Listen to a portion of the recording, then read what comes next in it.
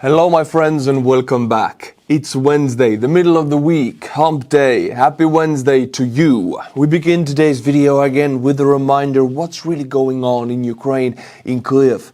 I chose this girl's story to show to you because it has some dates connected to me personally also. On 24th of April, that's my birthday, Kyiv was attacked. And this girl is now in hospital and she lost her mother, her father, her brothers, her siblings, and she was saved from under the rubble, as you can see here. And now she's being treated in Okhmatyt Children's Hospital in Kyiv. That is also connected because when I was spending honeymoon with my wife in Ukraine in 2024, July, the second day we were there, Okhmatyt Children's Hospital was attacked with a KH-101 cruise missile.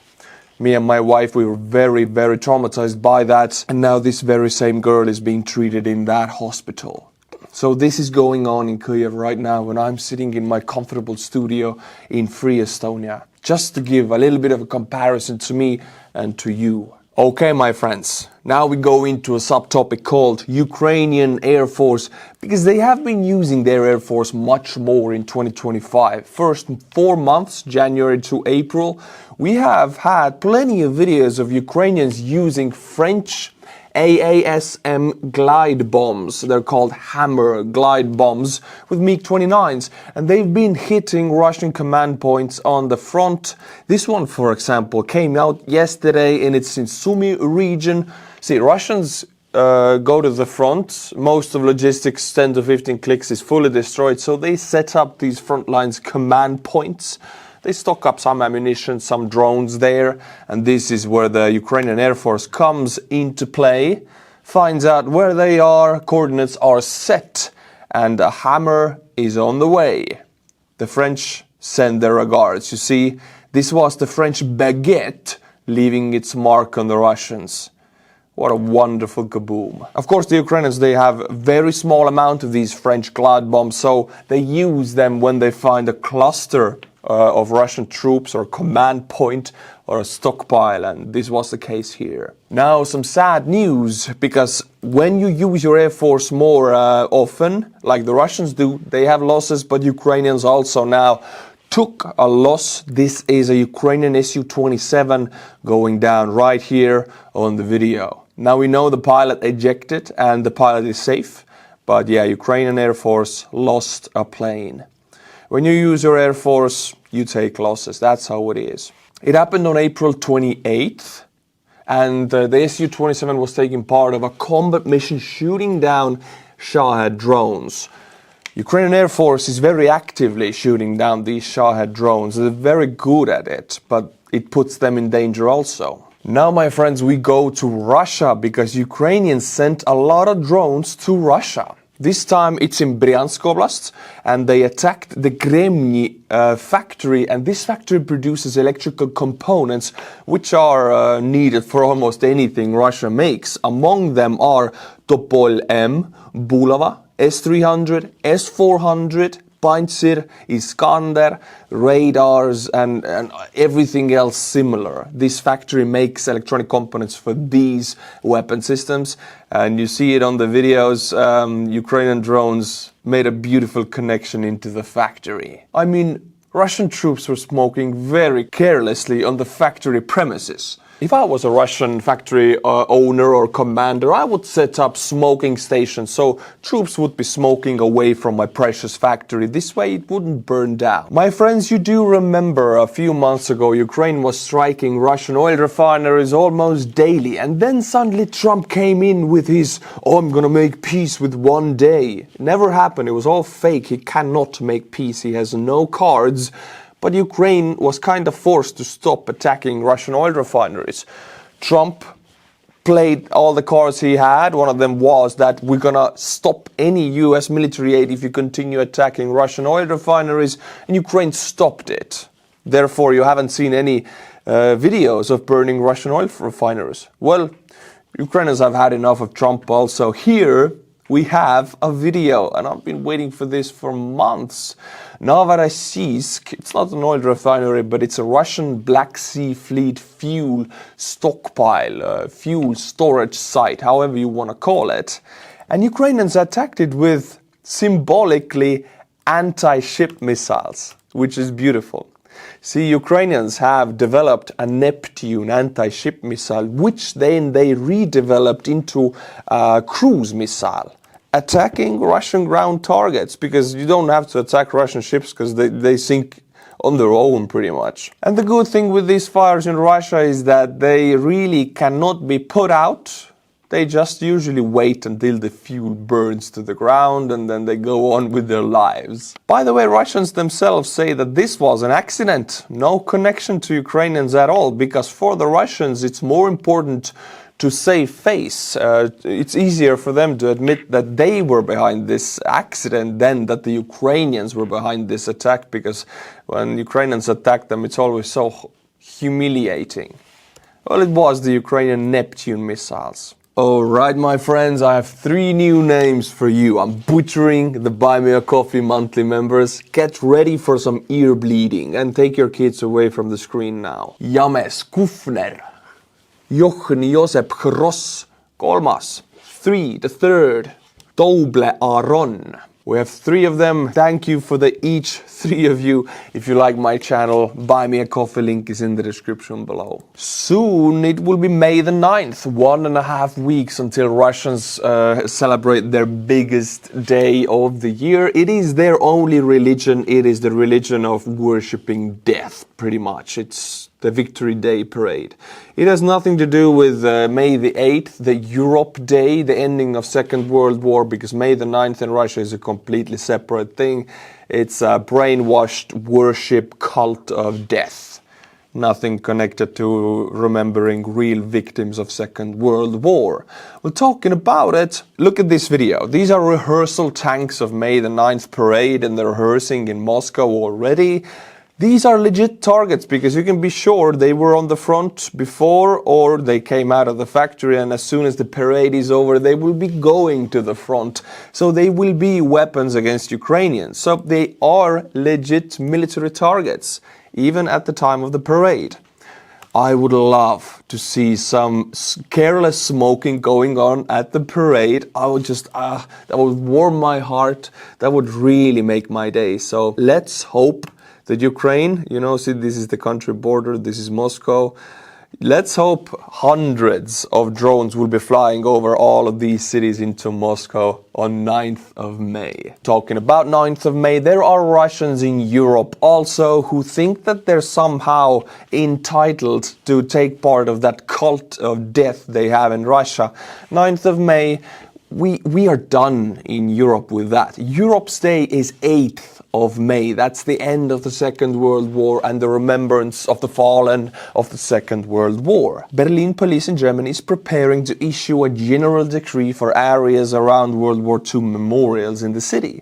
Starting early morning of May the 8th and ending at the evening of May the 9th, it forbids the usage of following items, and I do hope they put these people in prison who use them: Russian flag, Soviet flag, flag of Imperial Russia, Belarus flag, Chechnya flag, Russian military uniforms, their symbols related to organizations, St. George's band, symbol of Russian invasion in Ukraine, such as Z or V, portraits of current or former leaders of the above-mentioned entities. I'm so glad Germany has finally woken up to this, that these are not Russian people who have a right to show these symbols. No, this is terrorist group worshipping a death cult that we should not have in Europe. It's really bad for everybody, even to themselves, even to the Russians it's bad. So ban it as fast as you can. By the way, 2 days ago there was an air raid in Moscow. You can hear it here. It sounds beautiful. I always love it when there's an air raid in Moscow, and I do hope to hear this on May the 9th. Let all the drones fly to Moscow at that day. Send a message. What about a ceasefire though? Putin. You know, Putin tried to make a goodwill gesture, as he does all the time. So, first of all, he straight out rejected Trump's ceasefire plan. You know, Trump proposed a different kind of ceasefires. Ukraine proposed different kind of ceasefires. Putin flat out rejected them all and demanded more areas before the hostilities can stop. So, what did he do after the rejection? He named his own points for the ceasefire, and they're impossible points. He's delusional, fully delusional. There's no way these points can happen in any way. And he announces his own ceasefire. But there's something weird with it. Russian media report that Putin has announced the ceasefire on May the 9th, which will last from May 8th to May 11th. What is the coincidence that this 3-day goodwill gesture ceasefire is at the time of the biggest parade and day in Russia, period? Putin is just afraid that Ukraine will strike them with drones, as they should. So I do hope Ukraine does not take this ceasefire seriously and sends every last drone they have into Moscow.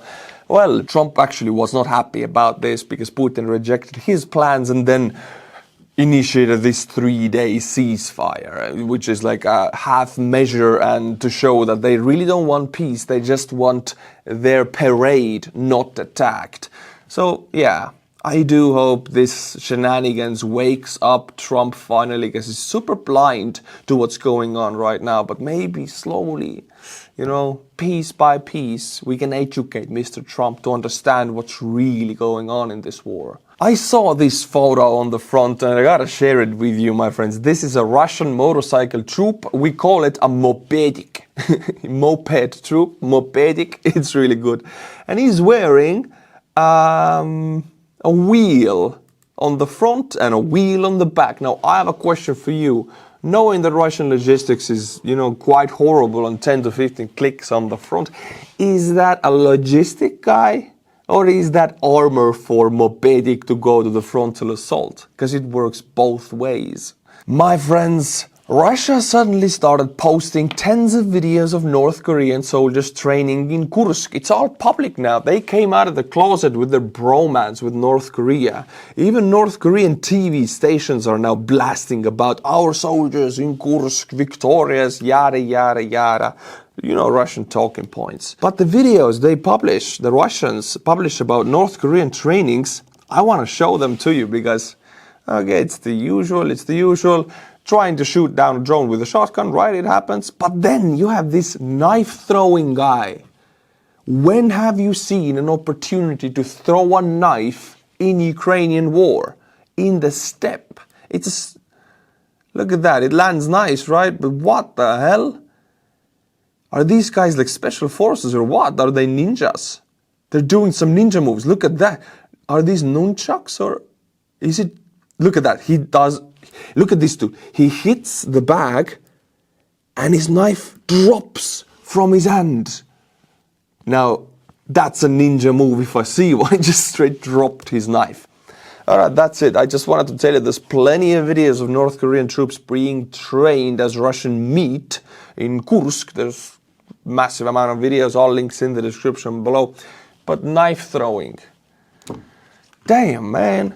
By the way, we now know that 4,500 North Koreans have been KIA in Kursk, trying to push Ukrainians out of Kursk. The survivors, so about 12,000 in total, were sent to Kursk. So the survivors, some of them actually, you can see here, they were gifted a concert. And they're having so much fun. This is their surprise concert. A gift concert for the survivors. So strange. Hey, if you thought we're done with bizarre videos and photos, think again, because we have a photo of Russian women, actually not just women, Russian mothers, talking to Putin. They were given an audience with Putin. All of these are Russian mothers. And you know what they're doing? They are talking, hey, I'm a mother, I'm a wife. My husband was killed, my sons were killed, all of them were killed by taking part in your meat assaults. And they say, thank you, Tsar, thank you. I'm a recent widow, thank you so much for it. Because all of them, they get paid for their dead sons and dead husbands. Putin made sure of that. They all are so thankful for him. And you cannot make this stuff up. You can see it in the video. They're just like, Spasiba, благодарю, you are the best, Mr. Putin. And then Putin is very polite because he also says thank you.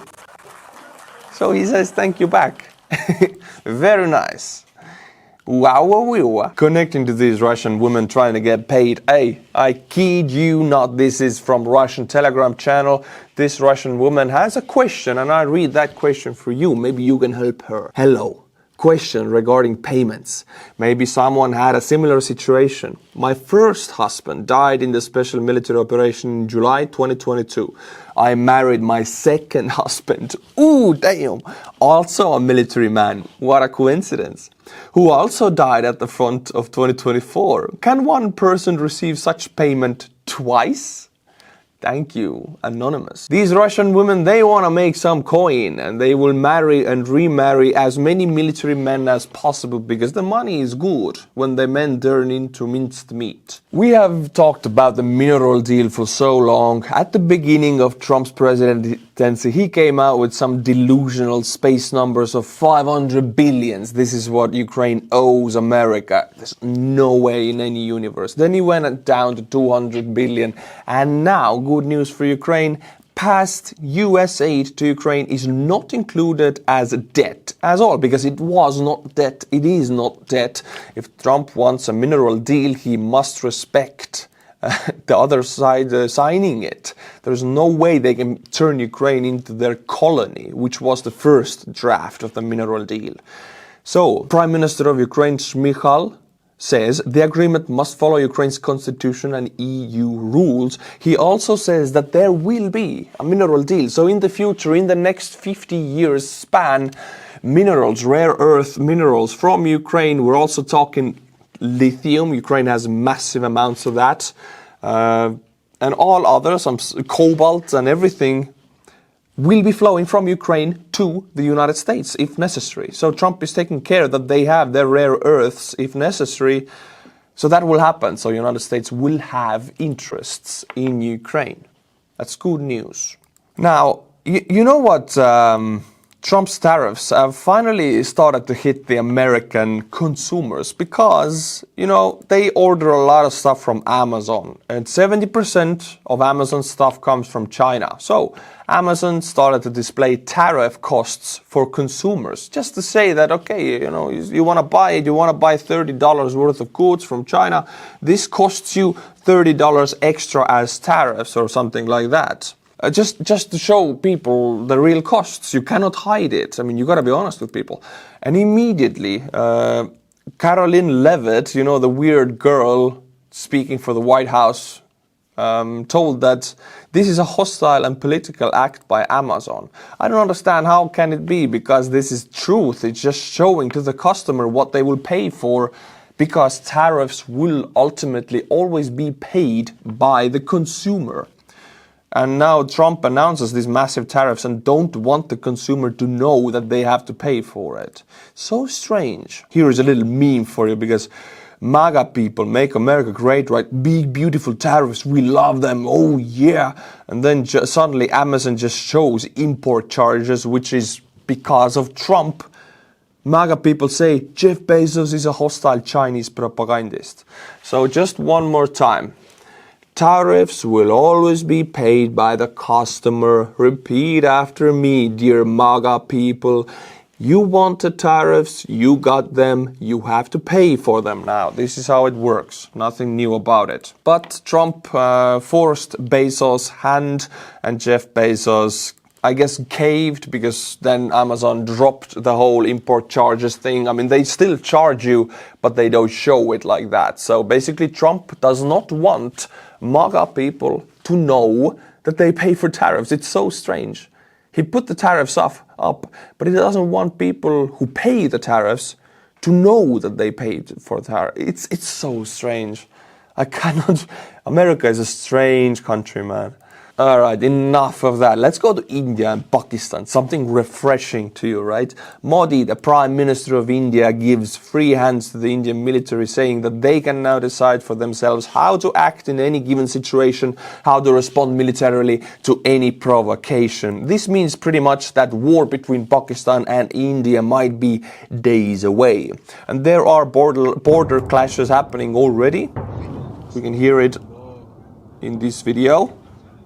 Some limited border clashes. And we have plenty of videos of Pakistani artillery and tanks moving to the, I wanted to say front, but it's border, because there's no front yet. But these long convoys moving to the border areas. Here we can see it also. Tanks, a whole battalion worth of tanks here actually. I watched how many of them were there. And here also.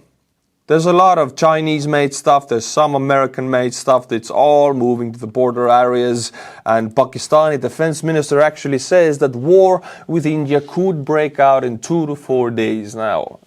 Time will tell, but if it happens, it's 2 nuclear countries going to war with each other. Now that's a very big wow if I've ever seen one. I'll keep you posted on what happens here. Alright my friends, thank you for watching, thank you for being here on this beautiful Wednesday, and thank you for trusting your time with me.